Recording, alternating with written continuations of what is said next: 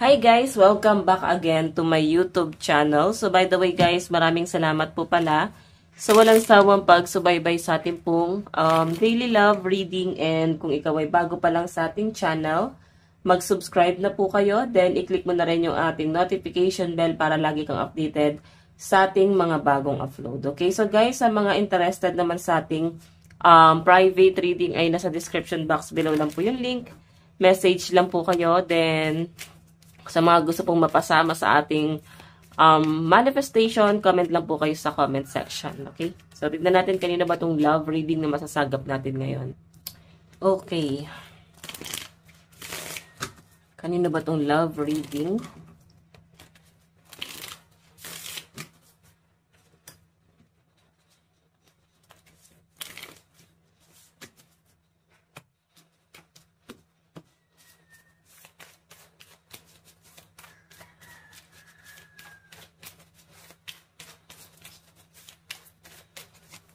Meron tayong separation. Ayan. So, yung iba sa inyo guys, possible na single kayo ngayon. So, possible na may naganap na hiwalayan sa inyong relasyon. Nakikita ko yung pangungulila ng person mo ngayon. Mukhang miss na miss ka nito. Ay no, naiisip ka niya ngayon. Okay? So, siguro di kayo nagkaintindihan. Nag-decide ka na maghiwalay na lang. Kung hindi magkaintindihan. Yung favorite enemy niyo yung isa't isa. So, yan. Titignan pa natin, ha?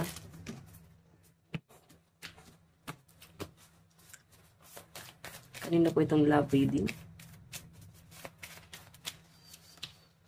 Kiss on the ring. So, guys, kung makakita nyo, pwedeng ito ay someone na hindi nyo naman karelasyon. Or pwedeng nag-explore pa lang, nasa ligawan pa lang, talking stage. Wala pa kayo guys, title netong taong to, no? Pero parang ramdam nyo na yung pressure dito sa connection na to. And possible na nagkakaroon na ng hiwalayan or parang na-fall out of love. Kumbaga nung una natutuwa pa kayo sa landian yung dalawa. Pero parang kalaunan, wala, na-fall out of love na. Nawala ng gana. Hindi lang nawala ng gana guys. Siguro parang pili nyo nasakal kayo. Kasi mas nakikita ko sa side mo eh. Sige, tignan pa natin. Ano yung additional message?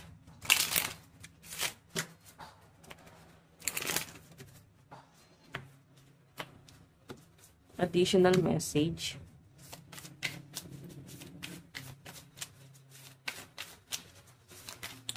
Meron tayong not enough. Frustrated in relationship, lack of confidence, self-sabotage. Okay? So, nakakaramdam siya ng ano ngayon, disappointment sa sarili niya. Matinding regret. So, bakit nga ba matinding regret ang nararamdaman niya ngayon? Kasi nararamdaman niya yung pag-iwas mo. Ayan, sinarado ko lang yung bintana, guys, no? Kasi medyo maliwanag tong bintana ko. Okay, so kaya siya, guys, nakakaramdam ng regret dito. Kasi ramdam niya yung parang bigla kang lumalayo, parang dating sa kanya, hindi ka na natutuwa, siguro mas naiirita ka na, or parang di ka na interesado sa kanya. Ramdam niya eh, siguro na baka nakaka-off, no? Na turn off ka pa sa taong to. May something sa kanya na parang, ano eh, na turn off ka, or hindi mo nagustuhan, no? Gusto mong sabihin sa kanya, or sinasabi mo pero mukhang hindi niya guys nauunawaan. Pwedeng sinasabi mo sa kanya pero parang hindi niya naman guys ina-absorb sa sarili niya. Hindi niya isinasabuhay kung ano yung ayaw mo. Okay, like meron siyang ginawa na parang ang dating sa'yo masyadong nakaka-control. Okay, masyadong feeling entitled na. Nag-assume na kasi siya guys eh, na meron kayong title. So, ngayon guys, ito, nakaka-feel siya na ngayon ng frustration. Siguro merong love sa side mo, pero mas nakikita kong mas nawawala yung pagmamahal na yon. Okay, mas nakikita ko na parang hindi ka na nagiging interesado pa sa taong to.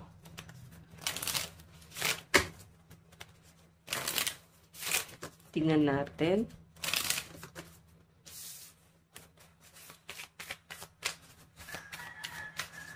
Ganyan itong love reading.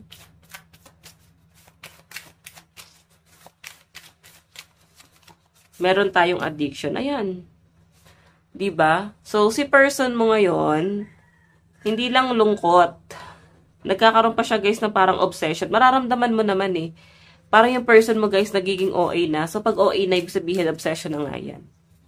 Okay? Parang, meron na siyang action na hindi ka na natutuwa kasi masyado na siyang nagiging controlling doon sa connection. Ay, masyado palang madilim, pasensya na. Sinarado ko kasi bintana, guys. Medyo nakakasilaw. So, yun. Medyo frustrated ka na sa ginagawa niya. And siya, siguro ayaw mo ng someone na parang na-obsess sa inyo. Ayaw mo sa taong parang nababaliw, mahal na mahal ka. Okay, parang mas okay pa sa'yo na ikaw yung nagmamahal.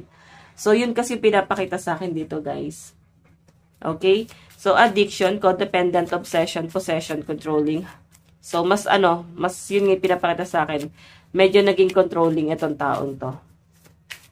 Okay? Tignan pa natin.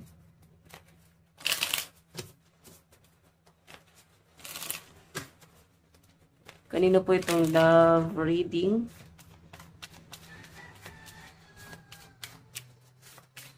Kanino itong love reading?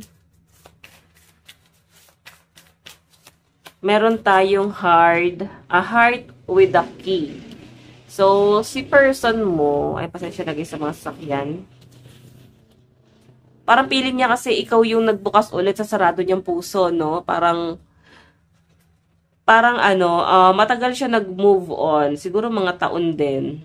1 year, 2 years, or 3 years kung ilang taon siyang single. Tapos nung dumating ka, nahulog talaga yung loob niya sa inyo. Grabe yung pagka-in love na tong taong to sa inyo ngayon. Okay? Tignan natin. Kanina tong love reading.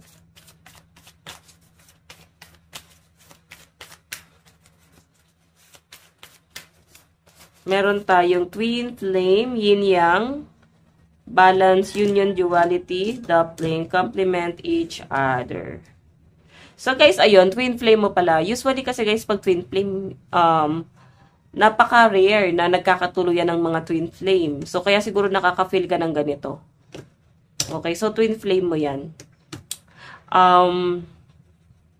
Sabi ko nga, guys, hindi madalas na nagkakatuluyan ng mga twin flame. Pero conflict, no? May mga nagkakatuluyan din naman. Kagaya nga na sabi ko, guys, masyadong rare. And, yun nga lang, guys, maraming conflict. Okay. And, nasa chart din talaga yan eh. Mas maganda pa rin talaga, guys, nagpapa-astrology pa rin kayo. Okay? Hindi lang reading. Astrology. Kung meron kayong mga kilala na ng astrologer para mas mag-guide ka pagdating sa iyong kapalaran, okay? So, by the way, tignan natin, meron tayong palm tree, stability. Siguro nakikita mo yung estado ng buhay na tong taong to. Isa yun sa mga disappointment mo. Yung estado niya sa buhay. Hindi naman hindi ko sinabing parang sobrang hirap, ganyan. Pwedeng wala kasing work or wala pa siya trabaho ngayon. Ganon. Baka nag-resign. Nag-a-apply. So, siguro sa end mo, inisip mo, baka may panggagamit. Baka naman, tawag dito, baka perahan ka. Siguro kasi, isa yun sa mga trauma mo, no? Na parang paulit-ulit na nangyayari sa inyo, na parang ginagamit, paulit-ulit ginagawa sa inyo na parang piniperahan. Kung hindi ka naman mapera, guys, pwedeng ramdam mo yung masyadong panggagamit. Ramdam mo na meron lang gustong makuha sa inyo. Okay, so napapagod ka na sa paulit-ulit na cycle. And etong taong to, guys, parang ang dating sa akin, hindi worth it na magpaloko. Parang ganon. Sorry guys, nababasa ko lang doon sa card. Parang hindi worth it, no, na magpaloko, na parang kung lolokohin lang din, parang hindi sa ganitong klase ng tao. Mahal ka nito. Yung pagmamahal niya lang, guys, sobrang naging addiction na siya. Nagkakaroon ng obsession talaga. Tingnan natin.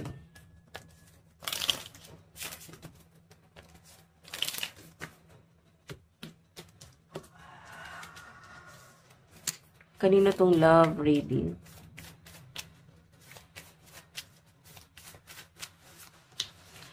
The snake. Competition, enemy, clever, malicious, look over your shoulder, the other woman. So, yun. Nakikita ko guys, isa sa mga naging conflict is, baka may history ng cheating sa side niya, or ikaw, baka retired cheater ka, no? So, sabi ko nga sa inyo guys, mahirap pag retired cheater na.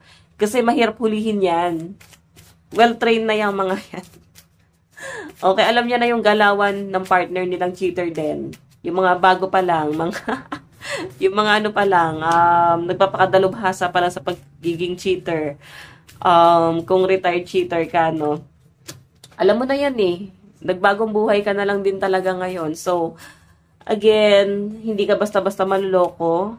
And itong partner mo na to, itong kadil mo ngayon na parang walang connection, wala namang connection. Or kung nagkaroon guys ng relationship, pwede naghiwalay din agad. Hindi nagtagal yung relasyon. Okay, kasi na-feel mo na parang may mali. Okay, or hindi mo talaga kaya. Ihulog yung sarili mo ng buo sa taong to. Talagang pag hindi mo mahal ang isang tao, mag-cheat at mag-cheat ka. Or parang tinry mo lang kung talagang, ano ba, nagmamahal ka pa ba? Talagang ganyan ang mangyayari guys. Okay, so by the way, tignan pa natin, meron tayong coffee cup. So, ito kasi guys, coffee cup. Meeting, conversing, sovereign moment. Uplifted, friendship. So, yun. Pwede kasi guys na ikaw ang gusto mo friendship lang. Parang nakapag-decide ka na hanggang doon lang yung kaya mong ibigay sa kanya.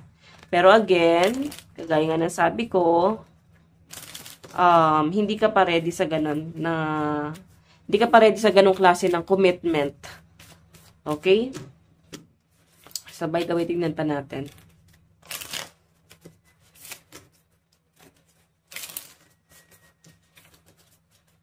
Okay. Kanina po itong love reading.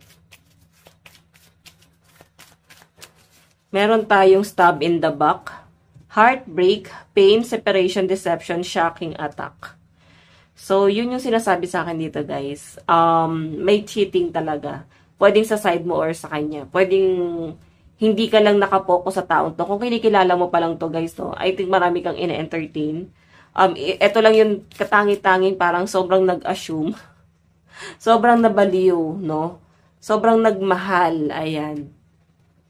Yung sobrang pagiging caring niya, guys, nakakasakal na sa end mo. Parang may mali na. Ganon ko nakikita to.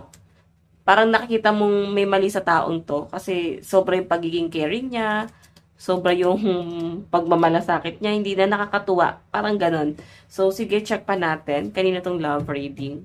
So, nasa inyo naman yun, guys, eh. Parang, as in, na-disappoint ka talaga. Kasi ayaw man ipilit yung sarili mo sa taong to. Okay?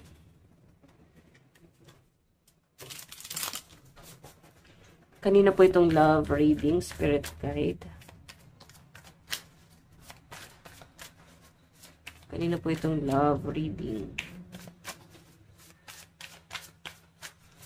Meron tayong tough ones, success, plan, security, control, travel, vision. Okay.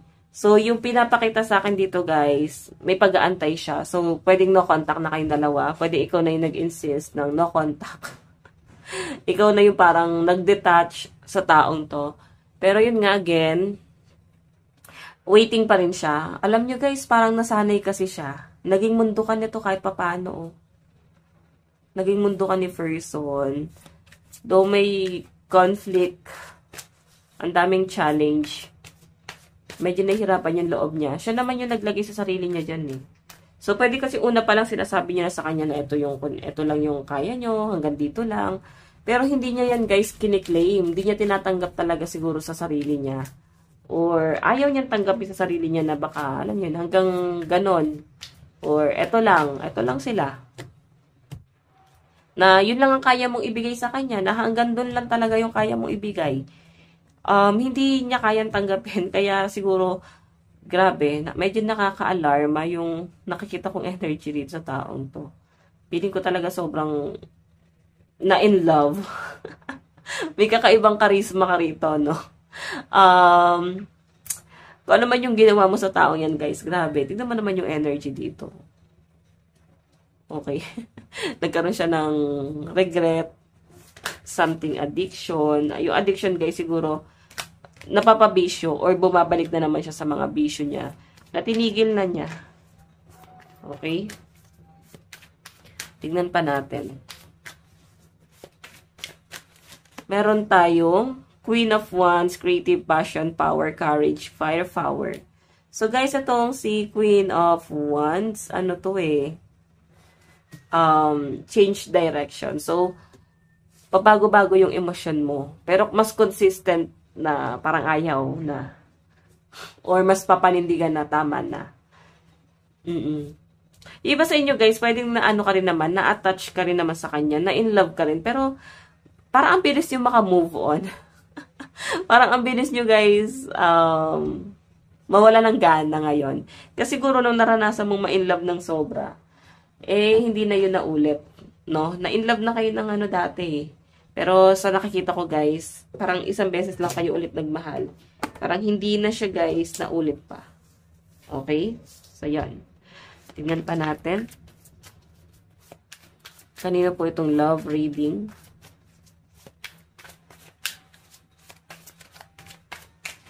Meron tayong 5 of Pentacles, loss, hard times, concern, desperation, and poverty. So, ito kasi guys, parang ano to 5 of Pentacles, hoping. Okay? Nakikita ko na parang hoping siya na kung may nawala sa inyo or kung nawalan ka ng gana, hoping siya na maayos pa to. Okay, so parang nagtatalo kasi rito kung ano yung kailangan mo, sa kung ano yung ayaw niya, kung ano yung pangangailangan, at sa kung ano yung dapat lang. So, needs and wants, yun nagtatalo. So, ano ba? Iniisip mo dito yung needs mo. Siya kasi iniisip niya wants, no? So, ano yung wants na yun? Ikaw. Ito yun So, nagkakaroon siya guys dito na parang desperation, nagiging desperada, etong taong to, siguro ayaw mo ng ganon. Okay? Ayaw mo na nagpapakita ng sobrang ganyan. Kasi talagang, totoo yan guys. Pag mas pinipilit mo isang tao, mas lalong lalayo. Ngayon, kung chill lang kayo dun sa relasyon, like walang pressure, hindi nagiging mahigpit, nabibigyan ng laya, mas magaan yung lipad. Mas magaan yung pagsasama. Okay, again, pwede kasi guys na itong person na to, pinaparamdam niya lang kung ano yung ano niya yung kailangan niya. Parang iniisip niya lang na ito yung parang sinasabi niya na ito kasi yung kailangan mo, ito yung dapat para sa'yo, na hindi niya tinanong kung satisfied ka pa ba? Satisfied ka pa ba doon sa ginagawa niya? Na effort? Baka nagbe-benefits lang yun sa kanya. Hindi naman pala talaga nagbe-benefits sa'yo. Diba? So, sige, tignan natin. Meron tayong the star. So, ito kasi guys, the star, ano ka, mas magpo-focus ka dun sa sarili mo muna ngayon.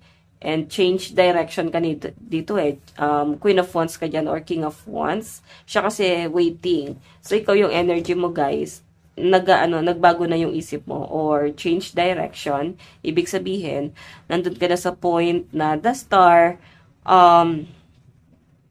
parang nag-focus ka sa career mo. Ayun yung mas mahalaga Ito yung mas importante. And more on healing. Hinihil mo yung sarili mo and spirituality mo. Nagkakaroon ng awakening and mas nag-focus ka sa needs. Oo, hindi dahil bisyo lang. So, siguro may mga bagay na hindi kayo nagkaintindihan. Again, sabi ko nga, masyadong controlling itong person na to. And isa yun sa mga naging, turn off mo sa kanya. Kasi, ang laging iniisip mo lang, or nasa isip mo, parang kung ano yung magbe-benefits, sana, both side. Pero siya kasi iniisip niya, ano lang yung magbe-benefits sa kanya? Ano yung magbe-benefits mo dito? Parang ganun. Ano yung para sa akin? Baka ginagawa niya lang yun para sa kanya. Hindi para sa inyo. Diba? So, siguro kailangan paliwanagan mo din tong taong to. Okay? Tignan pa natin. Kanina po itong love reading. Meron tayong Pain fades but love teaches. So, yun. So, nakikita ko kasi guys, marami ka nang napagdaanan, marami ka nang natutunan pagdating sa love. No? I think marami ka na rin experience. So, sabi ko nga, baka retired, cheater ka, and nanawa ka na ngayon. Nanawa ka na ngayon na mag-base lang sa love. Ganun talaga guys, pag maaga kang namulat pagdating sa love life, and nanawa ka pagdating ng araw.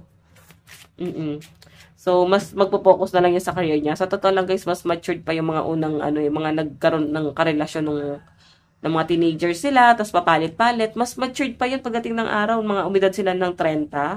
Yan pa yung mas nagiging practical, pansin ko lang. Oo. So, lalo, pansin ko lang sa mga retired cheater, no? So, by the way, meron tayong tell me what your heart needs. So, gusto niyo itanong ano ba yung kailangan mo, ano pa ba yung mga dapat mong gawin, o dapat kong gawin para i-provide niya. Pero kasi hindi effort, or hindi man kung ano yung idinedemand mo sa kanya. Siguro, yung gusto mo dito, maging balante lang, hindi kailangan magkaroon ng control. Kasi hindi ka na makahinga, nakakasakal na. Pwedeng sa isip niya ganun, pero sa end mo, hindi na. Wala na, ayoko na. Napagod ka. So, my love for you is endless. Meron tayong your love pushes me to be my best self. O, diba? Siya kasi guys, parang ikaw yung nagiging inspirasyon, nagiging motivation nitong taong to, para gawin niyang best person, yung sarili niya. And kung mawawala ka guys, hindi na mamotivate to. Parang nawala na ng saysay. Okay? So, by the way, additional message. Honeymoon. So, may karelasyon ka bang iba? Parang may iba eh. Attraction. So, marami talaga nagkakagusto sa inyo at hindi nyo na-control yun. Meron tayong healing family issues din. Parang may problema din about sa family. Okay, na parang kailangan yung pagtunan ng pansin din ngayon. Okay, so by the way, tignan natin yung energy naman ng person mo. Ayan. Again, family, yung pinaka-main focus ng energy mo ngayon, kahit sa mga susunod na mga araw. So, angel number 4, 222, 4 na 2, baka may message sa inyo yung mga spirit guide. Tignan nyo guys sa Google. Okay? Ano yung mga gusto sabihin sa inyo ng mga spirit guide nyo? Tignan natin ano yung nararamdaman ng person mo.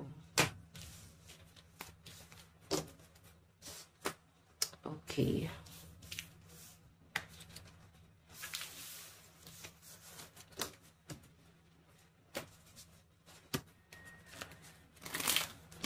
Ano yung nararamdaman ng person mo?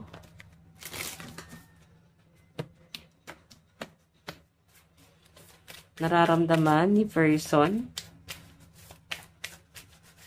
Nararamdaman niya sa inyo? Seduction. Ay, nilalandi ka, oh. Piniflirt ka. So, gusto niya, guys, na mag-date kayo. Parang, oh, third party ba to? Willing siya? So, may flirt na nangyayari. Pwedeng attach ka sa iba or attach to sa iba. Basta may, parang, malinaw sa inyo kung ano lang yung meron kayo. Pero siya kasi guys, naging assuming. So, pagdating sa kanya, sa inyo, friends lang. Sa kanya guys, may kakaiba na meron sa connection yung dalawa. Okay, so sabi ko nga parang obsession nga to, no? So, seduction guys, willing siya, no? Kung saan mo siya ilalagay, basta yung kanya mawala. So, flirting, dating, hooking up, temptation. So, diba? Medyo may temptation din. Malakas yung sex appeal mo. So, iba yung nafe-feel niya. Nakikita ka pa lang niya na arouse na siya. Grabe yung sex appeal mo, ha? So, by the way, meron tayong heart with the key. So, diba? Ang tagal na ito nag-move on. Tapos, ikaw yung someone na nandun, mas natulungan mo siya mag-heal, tapos na-realize niya, magmamahal pa pala siya. Ulit. Okay, then parang ikaw yung nagbukas ng saradong puso niya, guys. Meron tayong mask. Ayan. Ramdam mo kasi na parang may something sa kanya na baka meron lang siyang hidden agenda, meron lang siyang gustong mangyari, and may medyo siya, hindi nagpapakita ng totoong emosyon. So, hindi siya nagpapakita ng totoong emosyon, pero nagiging controlling siya. So, isa yun sa mga bagay na nakakatakot or nakaka-alarma. Mamaya kung ano pa magawa sa inyo kasi masyadong tahimik, masyadong seryoso. Okay? So, hindi siya masyadong nagpapakita ng emosyon or hindi masyadong nagkukwento. More on ikaw. So, parang ang dami na niyang alam tungkol sa inyo. So, sabi ko sa inyo guys, huwag kayo basta-basta nagkukwento sa stranger. Mamaya gamitin pang kahinaan niyo yan. Okay, tignan natin. Okay. Paano ka tignan ng person mo ngayon? Ano yung tingin niya sa inyo ngayon? Ano yung tingin sa inyo na itong taong to? Engagement ring. Di ba gusto kang pakasalan? Meron tayong not enough. Frustrated in relationship. Lack of confidence. Self-sabotage. Fear, ego issues. And jealousy. So, guys, nakikita ka niya na someone na engage.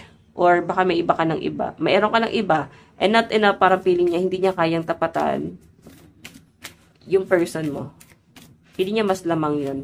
Meron tayong sunglass. Lagi siya nakastock. Like, kanyang tinitignan sa social media. Grabe, guys. Parang obsession na to. Nakakatakot. Etong taong to, guys, hindi siya ganun ka-showy. Pero nakakatakot yung yung pagiging controlling niya. Parang kagaya nga ng sabi ko, ginagawa niya yung mga bagay na akala niya makakabuti sa inyo. Matutuwa ka doon. Pero mas nakaka-alarma. Oo, ayan. Medyo frustrated siya ngayon and sunglass, stalker mo siya.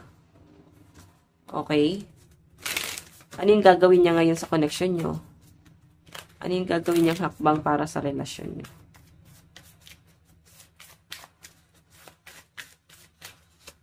Meron tayong heartbroken. Ala, parang paninindigan mo.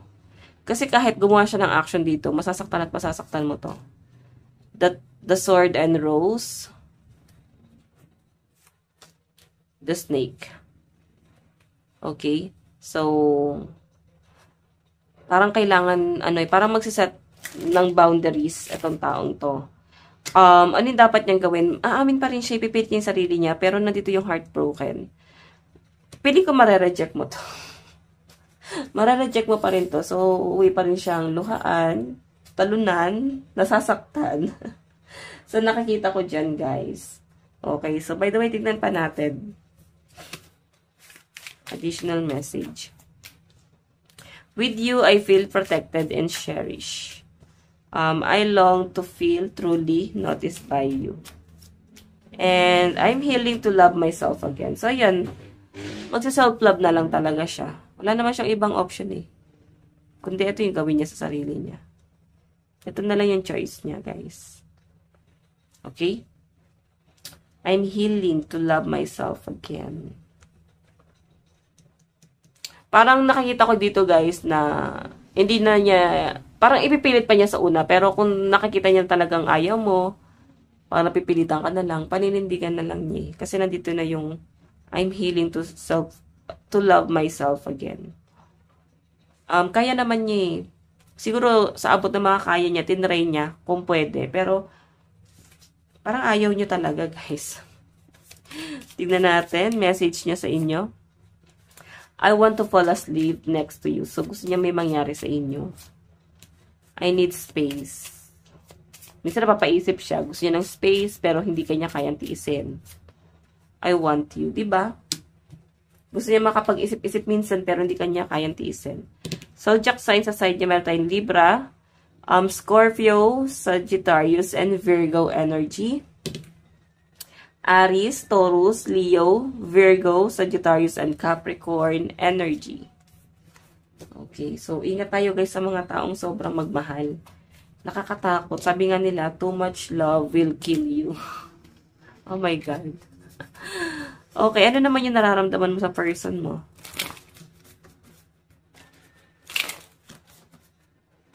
Nararamdaman mo sa person mo? Meron tayong I like you. Someone likes you, romance, blooming pan, flirting, want to date. Chaser. Wedding. Ayan no, mas naghahabol ka sa ibang tao, hindi sa taong to. Pwedeng sa asawa mo, pwede sa totoong taong minahal mo talaga. Mas hinahabol mo yun eh. So, yung nararamdaman mo sa kanya, gusto mo lang siya. Natutuwa ka lang sa kanya, pero iba talaga yung gusto mo. Ayan, so parang ano ba, panakip butas siya? Bulkasil, gano'n. Okay. Tignan pa natin ano yung mga dapat mong gawin. Ano yung mga dapat mong gawin?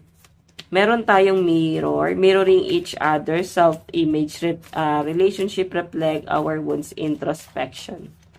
Meron tayong cassette. Ayan, twin flame mo lang talaga to, guys. So, sabi dito, engagement. Focus ka na lang sa family mo, sa person mo, sa taong totoong mahal mo talaga.